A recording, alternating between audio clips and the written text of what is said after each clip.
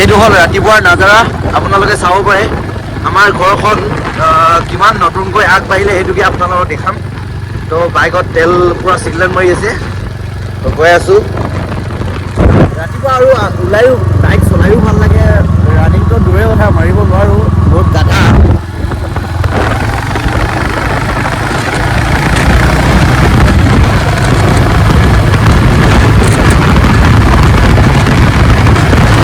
তো ঘৰত আহি পাই দেখাই পালোঁ আমাৰ দাদা হাতত নিউ টেটু এটা আঁকি থৈছে চাব পাৰে আপোনালোকে কেনেকুৱা খবৰ বেয়া বেয়া কি কাৰণে কচোন জিম গৈ আছে নাই নাই যোৱা তো টাইলছখিনি বহুত লেতেৰা হৈছে কাম লাগিছিলে সেইটো কাৰণে চফা কৰিব লাগিব ঘৰ লোৱাৰ আগে আগে এইটো চাব পাৰে বাটনৰ পৰা হোৱাইট আৰু এইটো কালাৰটো মিলিছে নে ক'ব কমেণ্টত আপোনালোকে তো চিৰিটো এইটো ৰকমৰ আছে আমাৰ তো এইটো টাইলছ লগাব আছে বাকী আমাৰ চিৰিটো বৰ বেলেগ ৰকমৰ আপোনালোকক দেখাইছোঁ এইপিনিৰ পৰা আপোনাৰ এইটো লাইনটো উঠিব লাগে আৰু এনেকৈ বেকাকৈ যাব লাগে গেটৰ ওচৰতে চিৰিটো তো সেইপিনি হ'ল বাথৰুম মন্দিৰে ক'ব পাৰি তো এইপিনিৰ পৰা কালাৰটো কেনেকুৱা লাগিছে কমেণ্ট কৰিব গাইছ এইটো হৈছে আমাৰ ড্ৰয়িং ৰুম প্ৰায় কিমান ফুট দীঘল সেইটো নাজানো এইবিলাক জোখমা কৰোঁতে মই নাছিলোঁ তো চাব পাৰে আপোনালোকে ইয়াৰ পৰা বাহিৰৰ নাজাৰাটো তো বহুত দীঘল গাইছ তো কালাৰ কৰিলে আৰু মজা লাগিব ইয়াত কালাৰ কৰোঁতে আপোনালোকক দেখাম ফুল ব্লগ এটা তো এনেওতো ব্লগ বনোৱা হ'বই তো ওপৰ চিলিঙৰ সেইটো চাব পাৰে আমাৰ ষ্ট'ৰ ৰুম মানে আলহী ৰুম আলহী চালহী হোৱা ৰুম এইটো তো এইটো চাব পাৰে আপোনালোকে এইটো এইটো ড্ৰয়িং ৰুমৰ প্ৰথম ৰুমটো যে এইটো আমাৰ ফাদাৰ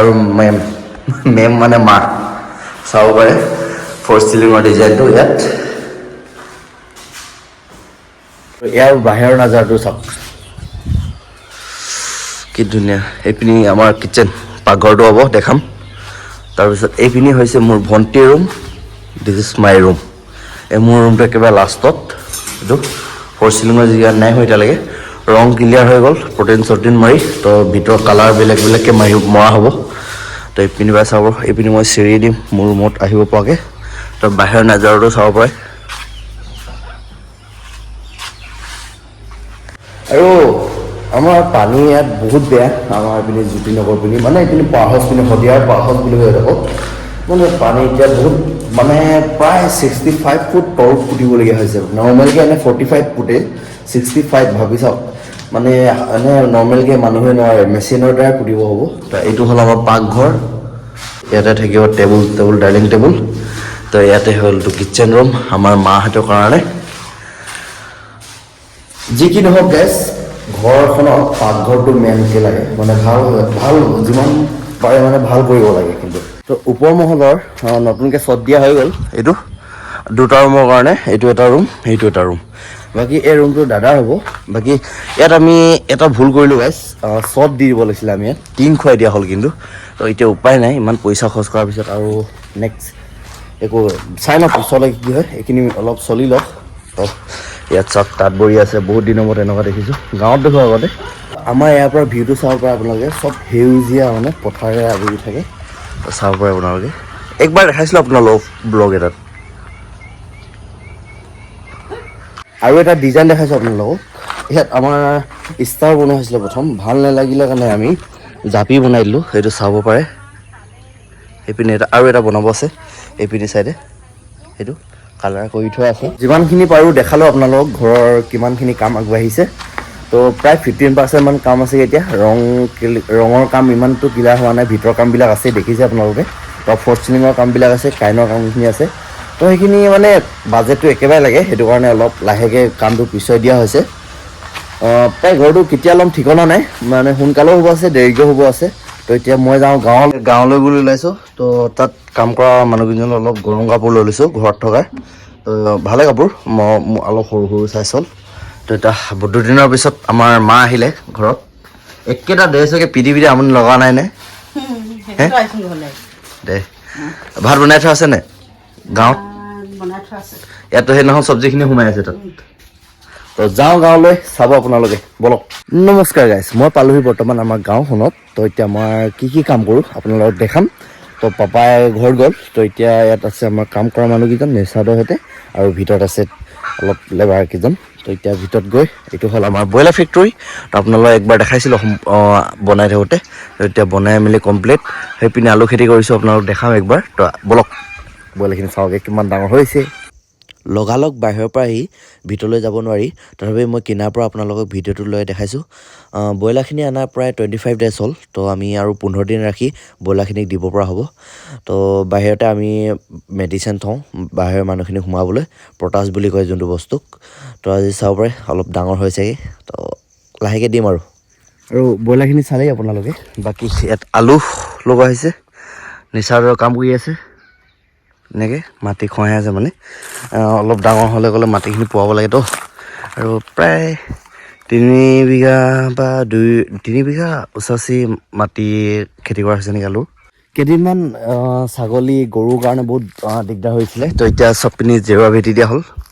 মই আজি আহিছোঁ এইপিনি তো আহি থাকোঁ কিন্তু ভিডিঅ' আজি কৰিছোঁ তো এইপিনিৰ পৰা ধুনীয়াকৈ আলুকেইটা লাগিছে চাওক কিন্তু এইপিনে অলপ অলপ গজা নাই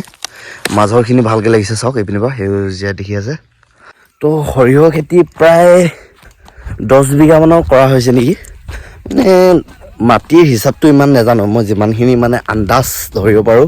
আপোনালোকক দেখাইছোঁ দে একবাৰ তো এইটো হৈছে সৰিয়হ খেতি ইয়াৰ পৰা ইয়ালৈকে হৈছে আৰু হাইটটো মূৰত কৰা হৈছে আপোনালোকক দেখাম একবাৰ তো এইটো অকল নহয় সৰিয়হ খেতি সেইপিনি কৰা হৈছে তো এইটো পাৰ হৈ এইটো ৰাস্তা পায় তো বৰ্তমান গাইছ নল চফা কৰি থকা হৈছে এয়া আমাৰ এপাদো সেইজন আমাৰ ইজনো এপাদো হয় ন এবাৰ বাকী মাজৰখিনি চফা কৰিব নে আপোনালোকে কৰিব লাগিব ন টাইমে টাইমে গাছ চফা কৰি থকা হয় কাৰণ নহ'লে চফা নকৰিলে কি হ'ব বা এইখিনি জংঘল হ'ব ন বাকী ধুনীয়া থাকে এইখিনি চব কিমান হৈ গৈছে হেলৈ বুলি কয় ন এইখিনিক হেলৈ পুনি কুকুৰাখিনি এনেকৈ জোপ লৈ আছে খেদিলে যাবগৈ তো সিহঁতক দানা দিয়া নাই হোৱা চাগে এতিয়ালৈকে দিব চাগে টেংকিলৈ বাকী প্ৰায় কুকুৰা কিন্তু ডাঙৰ যিমান হৈ গৈছে বাহিৰতো সিমান মানে এতিয়া আজাদিকৈ ঘূৰিব চায় আৰু প্ৰায় কুকুৰা বুজি পোৱা হ'ল মানে দূৰ জেগা নাযায় প্ৰায় এই ওচৰতে সেইখিনি থাকে সেইখিনি চাব পাৰে আৰু এইখিনি কুকুৰা চাওক ডাঙৰ হ'লগৈ প্ৰায় 600-700 গ্ৰাম এনেকৈ অনা হৈছিলে এতিয়া প্ৰায় 1.5 কেজি 1 কেজি মানে প্ৰায় 2 কেজি ওচৰা প্ৰায় কুকুৰা হ'লগৈ তো ভিতৰত নোসোমাওঁ ইমান সোমাই থাকিলেও বেয়া কুকুৰা অনা প্ৰায় 2 মাহ 2.5 মাহমান হৈ গ'ল চাগে আৰু জানুৱাৰী আগত দিম বুলি ভাবিছোঁ চব কুকুৰা এইটো ফাদাৰে জানে কেতিয়া কি দিব অকল সুধি চাম সুধি কিনে আপোনালোকক জনাম তো ব্ৰইলাৰখিনি আৰু খুব বেছি 10-15 দিন থাকিব তো গাইছ গাঁৱৰ পৰা আহি পাই এতিয়া ঘৰ হ'ল ৰাতি হৈ গ'ল ন মই ব্লগটো পাহৰি গৈছিলোঁ ব্লগ কৰি আছোঁ বুলি তো এতিয়া খতম কৰি দিওঁ বুলি ভাবিছোঁ তো মই আছোঁ ফাদাৰ গাঁৱত চাগে তো এতিয়া বজাৰ কৰি আহিলোঁ আজি চব্জি কি মা বাকী আৰু কি বনাইছ ব্ৰইলাৰ মাংস